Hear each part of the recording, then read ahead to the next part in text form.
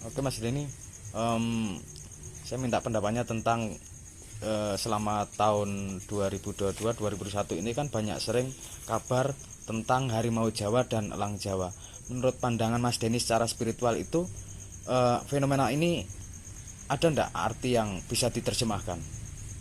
Yang pertama, spiritual saya itu bukan spiritual kejawen ya, tapi Ya. spiritual modern. Jadi ilmu Jawa otak-atik gadoknya itu lebih ke sesuatu yang sifatnya pengamatan berdasarkan data dan juga statistik ya.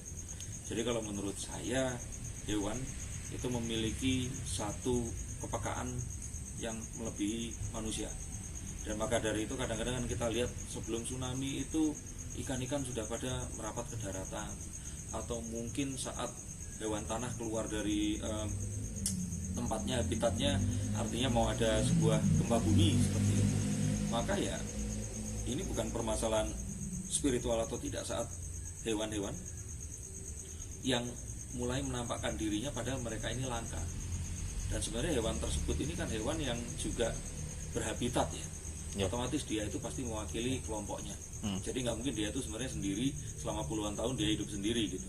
Jadi pasti ada hewan-hewan yang serupa di habitat yang tempat mereka itu ada. Jadi kalau saya boleh bilang ya, ini adalah satu pertanda akan adanya sebuah kejadian alam yang luar biasa. Yang kalau boleh saya bilang ya sama seperti kemarin itu COVID-19 itu muncul, tapi cakupannya mungkin daerah di tempat itu tadi.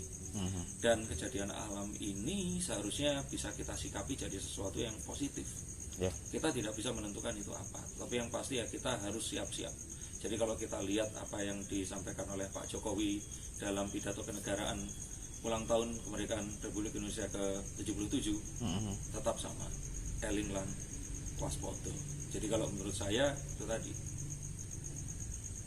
elang itu menunjukkan kewaspadaan.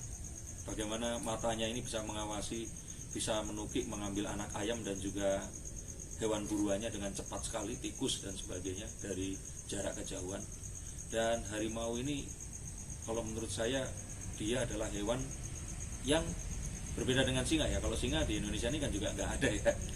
Yang tertinggi itu terahnya ya berarti ya harimau, penguasa hutan.